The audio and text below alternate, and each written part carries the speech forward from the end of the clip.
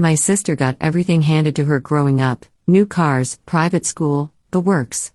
Then at Thanksgiving dinner, she found out I had $30 million and had a complete meltdown in front of everyone. My aunt screamed, and my dad just. Growing up, I learned early that love in my family came with conditions. My sister Madison was born first, and from the moment she entered the world, she became the golden child. I came along 3 years later, apparently an accident my mother mentioned more than once during arguments with my father. The difference in how we were treated wasn't subtle.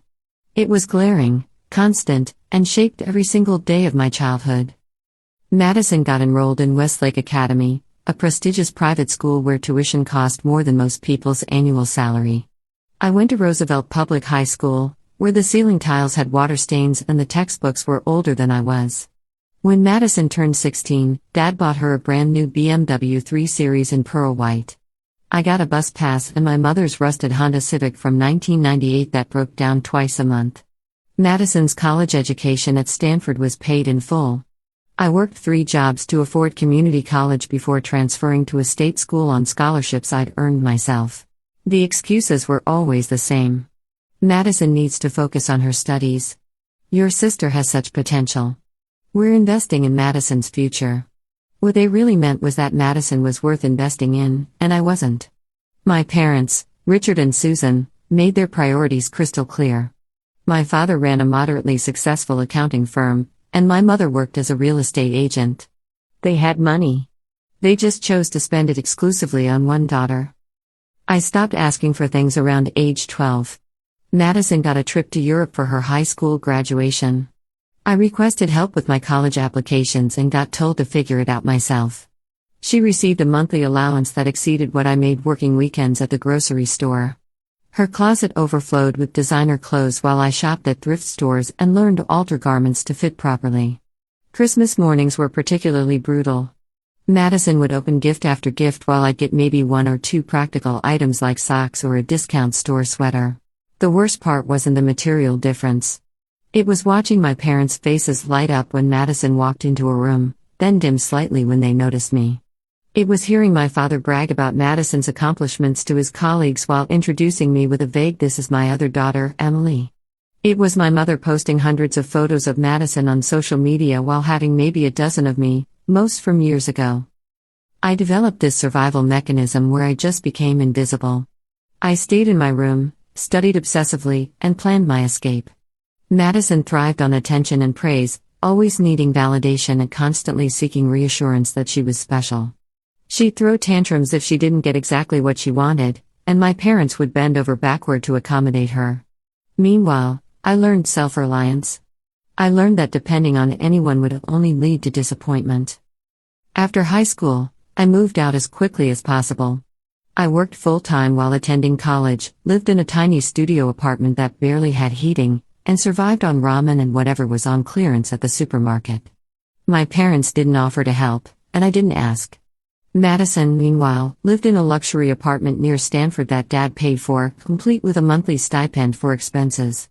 She posted Instagram photos of weekend trips to wine country while I was picking up extra shifts during holiday breaks. I graduated with a degree in computer science and a minor in mathematics.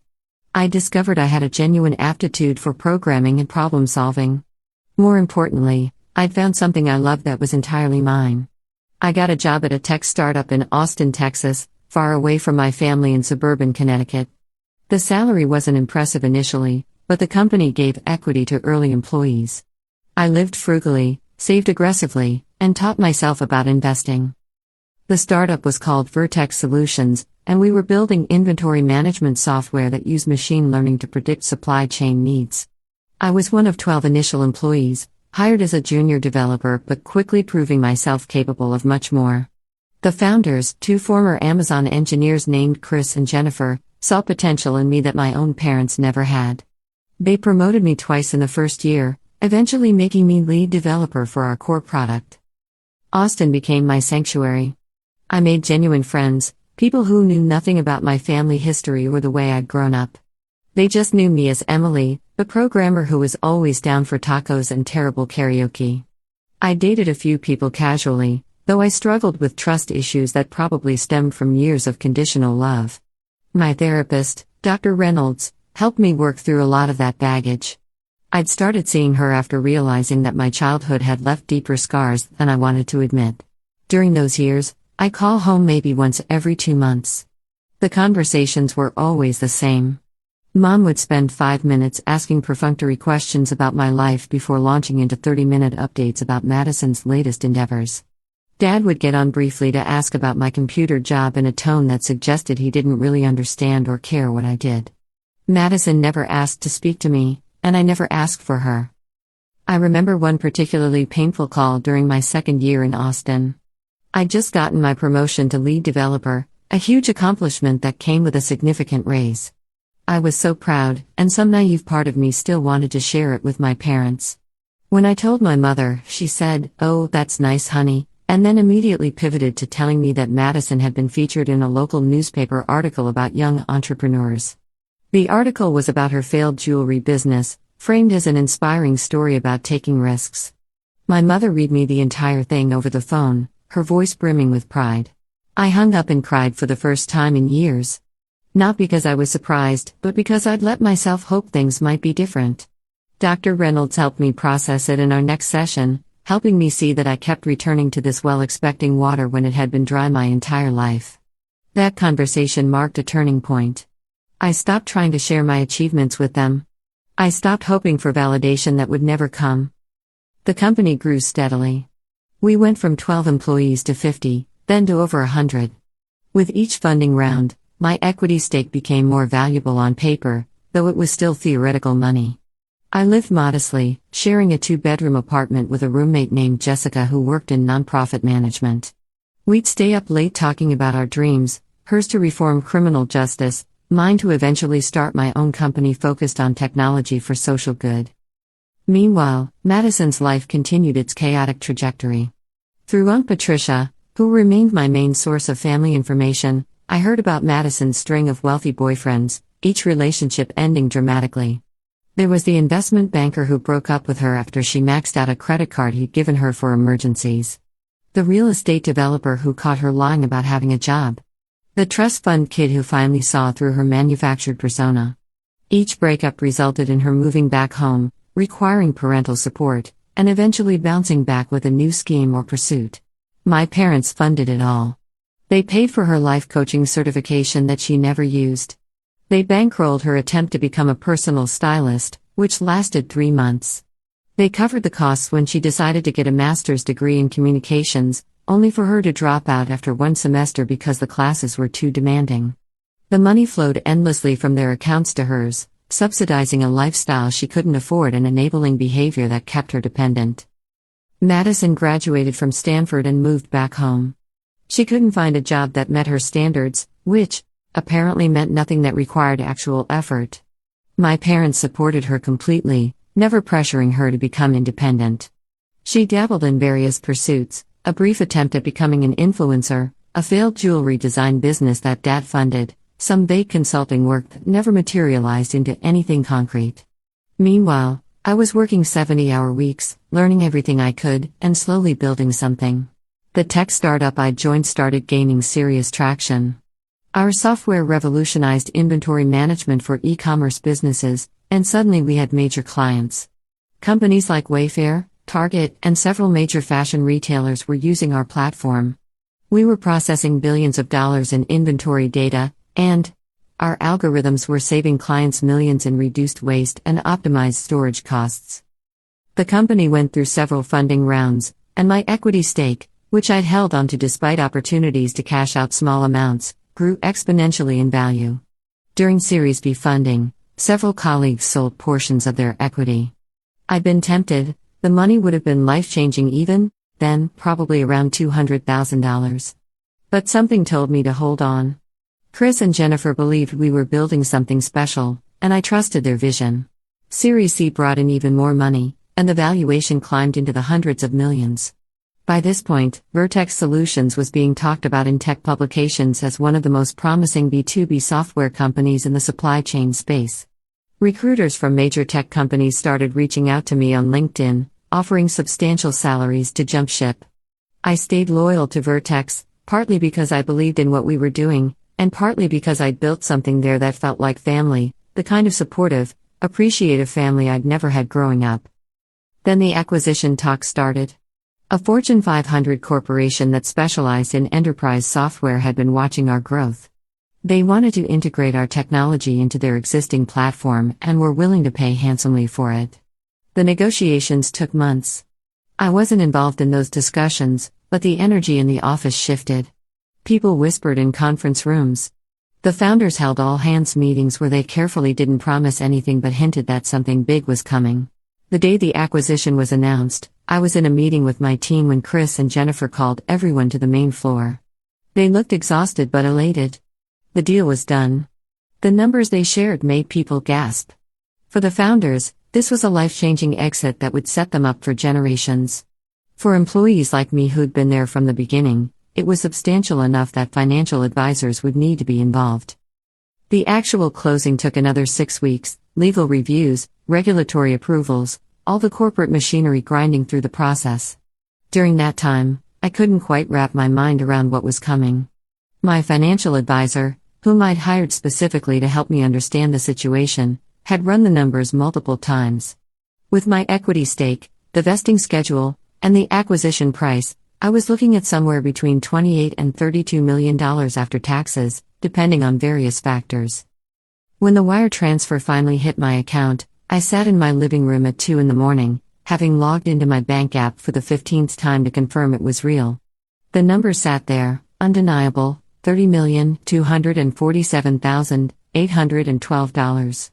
I'd gone from someone who'd worried about grocery money just a few years earlier to someone who would never have to worry about money again. I called Jessica into the room. She knew what was happening, and we just stared at my phone screen together, speechless. I didn't tell anyone. For months, I simply let the money sit there while I processed what had happened. I continued working because the acquiring company wanted to retain key personnel, and honestly, I enjoyed my job. I'd built a life in Austin that I loved, good friends, a nice apartment downtown, hobbies and interests I'd cultivated. The money felt surreal, like something that might disappear if I acknowledged it too loudly.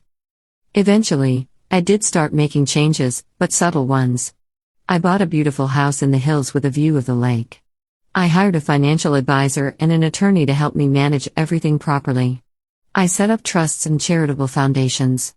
I invested in index funds and real estate. I made sure I'd be set for life, and that I could make a genuine difference for causes I cared about. But I drove a normal car, dressed in regular clothes, and didn't broadcast my situation. The people I worked with knew I'd done well from the acquisition, but the full extent remained private. My relationship with my family had become minimal. I called my parents on holidays, visited maybe once a year for a day or two, and kept conversations surface level. Madison and I barely spoke. She'd occasionally text asking for favors or money, which I'd politely decline. My parents seemed content with this arrangement, focused entirely on managing Madison's life and her various crises. She'd gone through several failed relationships, blown through money faster than they could give it to her, and generally existed in this perpetual state of chaos that somehow always required parental intervention. Then came the invitation to Thanksgiving dinner. My mother called, which was unusual since we typically communicated via brief text messages. She insisted I come home for the holiday, mentioning that Aunt Patricia would be there with her family, along with my Uncle Jim and his wife Sarah. There would be a real family gathering for the first time in years. Something in her voice made me hesitate, but I eventually agreed. It had been almost 2 years since I'd seen everyone, and despite everything, some small part of me still craved connection with my family. I flew into Hartford and rented a car. I'd booked a hotel room rather than staying at my parents' house, claiming I had work calls scheduled that might disturb everyone. The truth was I couldn't stomach the idea of sleeping under their roof, in my old room that had probably been converted into storage for Madison's excess belongings. When I pulled up to the house on Thanksgiving morning, the familiar sight of the colonial-style home stirred complicated emotions. Madison's new Audi sat in the driveway, a gift from Dad for her 28th birthday. She'd crashed the BMW 3 years ago, and naturally, it had been immediately replaced. Inside, the house smelled like roasting turkey and cinnamon. My mother greeted me with a stiff hug, immediately commenting that I looked tired and asking if I was eating enough. Madison appeared from the living room, her outfit clearly expensive, her hair professionally styled. She looked me up and down with barely concealed disdain, taking in my simple jeans and sweater. "Emily. Wow, you actually came. Still living in Texas?" She said it like Texas was some backward wasteland rather than a booming metropolitan area. "Still there. I love Austin." I kept my voice neutral. "That's sweet. Some people are just built for simpler lives." She smiled, saccharine and condescending. "I'm actually about to close on a condo in Manhattan. Dad's helping with the down payment, but it's mostly my investment. I've been consulting for several major fashion brands, so the income is finally where it needs to be." I knew for a fact she wasn't consulting for anyone. My mother had mentioned during a brief phone call that Madison was once again unemployed and living off their financial support. But I just nodded and moved past her into the kitchen where Mom was frantically preparing food. Aunt Patricia arrived with her husband Tom and their 2 kids, followed shortly by Uncle Jim and Aunt Sarah. The house filled with noise and activity, everyone catching up and kids running around. Patricia cornered me at one point, asking about my life with genuine interest. She'd always been kinder to me than my parents, though she'd never directly confronted them about their blatant favoritism. "You look good, Emily. Really good, actually. There's something different about you." She studied my face carefully. "I'm happy. Life is good." It was the truest thing I'd said all day. Dinner was the usual elaborate affair. My mother had gone all out with multiple courses, expensive wine, and a table decorated like something from a magazine spread. Dad sat at the head of the table, Madison to his right in the place of honor. I ended up between Uncle Jim and one of Patricia's teenagers. The conversation flowed around me as people discussed jobs, politics, and family gossip. Madison dominated the discussion, as always. She talked extensively about her plans for the Manhattan condo, describing the neighborhood, the amenities, and her vision for decorating. She mentioned several expensive furniture pieces she planned to buy, throwing around designer names casually. My father beamed at her, adding comments about what a smart investment it was and how proud he was of her initiative. "Madison has always had such sophisticated taste," Mom said, refilling wine glasses. "She knows quality when she sees it. That's why we made sure she had the right education and opportunities. It's paying off now." The implied comparison hung in the air. Madison caught my eye and smirked slightly, enjoying her moment in the spotlight. I focused on my food, counting down the hours until I could leave. Then Aunt Patricia asked the question that changed everything. "So Emily, how's your career going? Still with that tech company?" "Actually, we were acquired earlier this year. It's been a transition, but positive overall." I kept it vague, hoping the conversation would move on. "Acquired? What does that mean?" Patricia leaned forward, genuinely interested. "A larger company bought us out. It's common in the tech industry." I took a sip of water, trying to signal this wasn't a big topic. But Uncle Jim picked up the thread. "Wait, you were with a startup, right? Did you have equity?" There wasn't a good way to deflect. "Yes, early employees received stock options." "And the acquisition?" Jim was a financial consultant, so he understood the implications immediately. "That must have been a significant windfall. Those early startup stakes can be worth serious money." The table had gone quiet, everyone suddenly tuned into the conversation. Madison's smile had frozen on her face. My father was looking at me with an expression I couldn't quite read. It worked out well. I tried to downplay it, but the damage was done. "How well?" Madison's voice had an edge to it. "Like, what are we talking?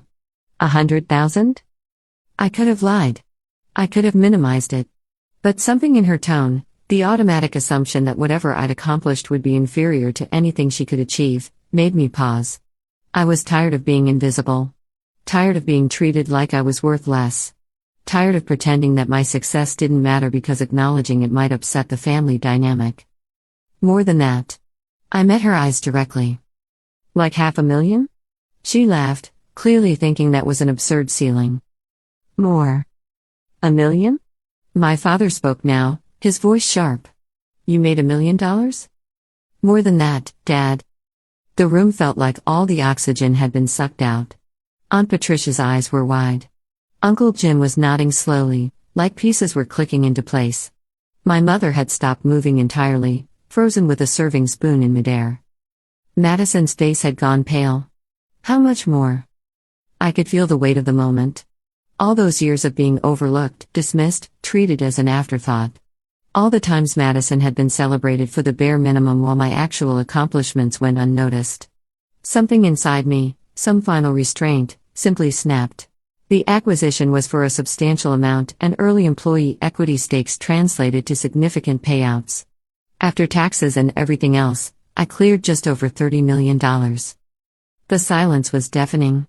Then everything exploded at once. Madison stood up so fast her chair fell backward with a crash. Her face had gone from pale to bright red, her hands shaking. "You're lying. You're fucking lying. There's no way, you didn't, that's impossible." Madison, language. My mother's automatic response, even in her shock. Language? Language? Madison was shrieking now. She's sitting there claiming she has $30 million? $30 million. And you're worried about my language? My father had stood up too, his face ashen. "Emily, is this true? You have $30 million? "Yes, Dad. Give or take a few million depending on current market valuations of my remaining investments." Oh my God, oh my God, oh my God. Madison was pacing now, her hands in her hair. This can't be happening. This isn't real. She's making it up for attention. I'm not making anything up. I have documentation if you need proof, but I don't particularly care if you believe me or not. My voice stayed calm, which seemed to infuriate Madison further. Documentation? Documentation? She grabbed her wine glass and for a moment I thought she might throw it. Do you know what I could do with that kind of money? Do you have any idea? And it went to you? To fucking Emily who wore thrift store clothes and drove a piece of shit car? Madison, stop it right now. Patricia stood up, her voice commanding. You're having a meltdown over someone else's success. Do you hear yourself? But Madison was beyond reason. Years of entitlement and jealousy were pouring out in a toxic flood. She doesn't deserve it. She never deserved anything. I'm the one who went to Stanford. I'm the one who had potential. She went to some nothing state school and worked at some random startup. This isn't fair. Fair? The word came out of me harder than I intended. You want to talk about fair, Madison? You got a BMW at 16? I got a bus pass. You got Stanford fully paid. I worked 3 jobs and took out loans. You got a luxury apartment and a monthly allowance. I ate ramen in a studio with broken heating.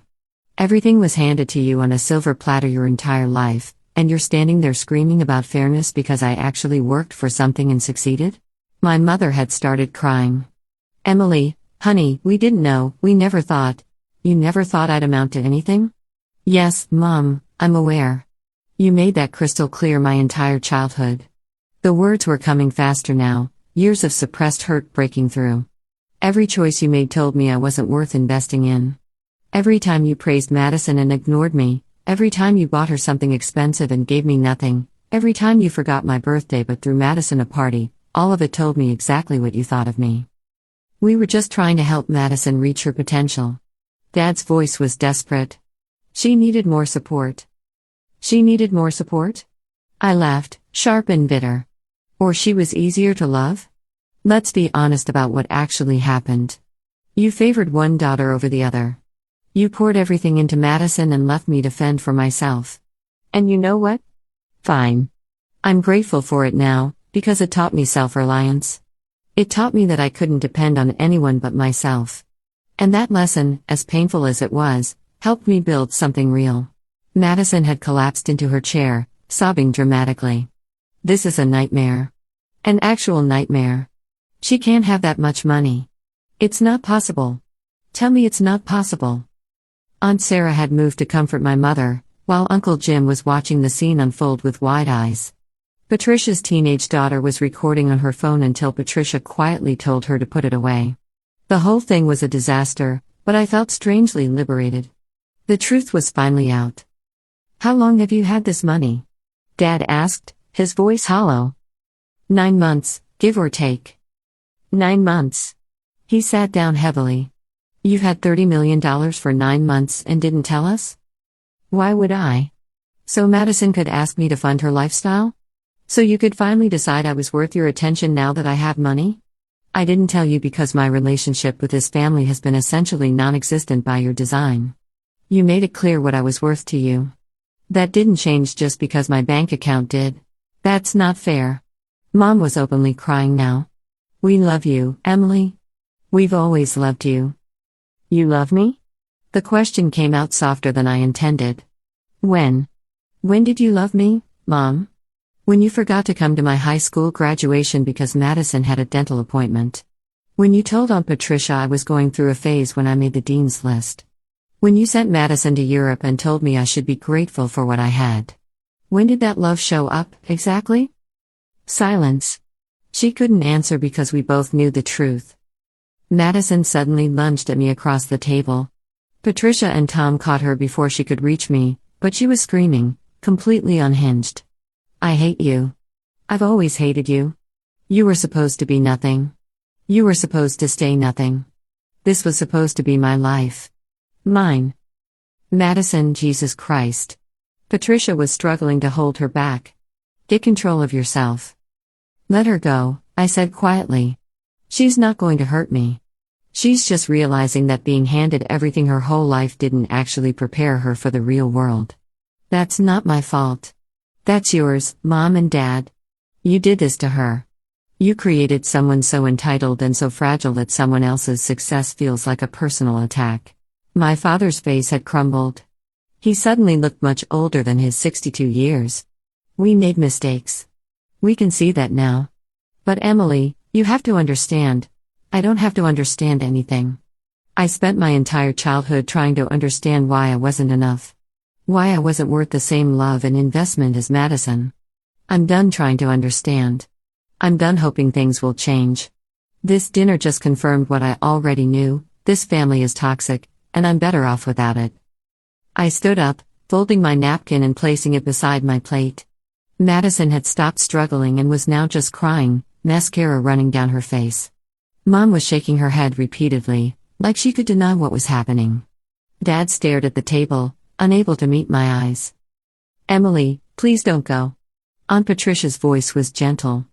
I know this is awful, but I'm not angry at you, Patricia. You've always been kind to me. But I can't stay here. This was a mistake from the start. I grabbed my purse from the side table. For what it's worth, I'm doing well. I'm happy. I have good friends, a career I love, and yes, financial security. I built a life that works for me, without any help from the people who were supposed to support me. I don't need your approval or your love anymore. I stopped needing that a long time ago. I walked toward the door, and my mother's voice stopped me. What do we do now? How do we fix this? I turned back to look at her. She looked broken, desperate, like she was finally seeing the consequences of decades of choices. You can't fix this, Mom. This isn't something you can solve with a conversation or an apology. You built this family dynamic brick by brick, choice by choice, year by year. Madison's meltdown isn't the problem, it's a symptom of the problem. The problem is that you raised her to believe she was inherently more valuable than me, and now she can't cope with reality. The problem is that you spent my entire childhood showing me I didn't matter, and now you're surprised I built a life that doesn't include you. We can change. Dad's voice cracked. We can do better. Maybe you can. But I'm not interested in finding out. I needed parents who believed in me when I was 12, 15, 18. I needed support when I was struggling to afford textbooks and working multiple jobs. I needed you to show up for me even once with the same energy you showed up for Madison constantly. That time has passed. I became who I am despite you, not because of you, and I'm proud of that. But it means we don't have a relationship worth salvaging. Madison had gone quiet, staring at me with red-rimmed eyes. For just a moment, I saw something that might have been understanding flicker across her face. But then it was gone, replaced by resentment and bitterness. I walked out the door into the cold November evening. Behind me, I could hear renewed sobbing and raised voices, but I didn't look back. I got in my rental car and drove away from that house, that family, that entire chapter of my life. The hotel room was quiet when I returned. I ordered room service, changed into comfortable clothes, and sat by the window looking out at the city lights. My phone buzzed constantly, texts from my mother, calls from my father, a series of increasingly unhinged messages from Madison that ranged from apologetic to threatening to begging. I turned it on silent and ignored them all. Aunt Patricia texted once, "I'm so sorry you had to grow up that way. I should have said something years ago. You deserved better. I'm proud of who you've become." I responded with a simple thank you and told her I wasn't cutting her off, just my immediate family. She deserved that clarification at least. The next morning, I changed my flight and headed back to Austin early. As the plane took off, I felt lighter than I had in years. The secret was out, the confrontation was over, and I was free. Free from the weight of trying to earn love from people who didn't know how to give it. Free from the silent comparisons and the constant feeling of being less than. Free from the hope that someday things might be different. 3 weeks later, I received a certified letter from my parents. It was a long, rambling apology that tried to explain their choices and express their regrets. They wanted to make amends, to be part of my life, to start over. Madison had apparently had a complete breakdown after Thanksgiving and was in therapy. They were in therapy too, trying to understand where they'd gone wrong. I read the letter twice, then filed it away. Maybe someday I'd respond. Maybe someday I'd be open to rebuilding something with them. But not today. Not this year. Possibly not ever. The money had changed things, but not in the way they might have thought. It hadn't made me happier. I'd already built a happy life before the windfall. What it had done was give me the freedom to completely walk away without guilt or fear. I didn't need anything from them. I didn't need their approval, their support, or their presence in my life. The financial security meant I could close that door permanently without wondering if I'd regret it later. I donated money to scholarships for first-generation college students. I funded programs for kids from families where one child was clearly favored over another. Yes, that's a real thing, and there are support groups for it. I invested in women's business ventures and tech startups run by people who'd been overlooked by traditional funding sources. My money went to places where it could make a real difference, to people who reminded me of my younger self, struggling and underestimated. Madison sent me an email 6 months later.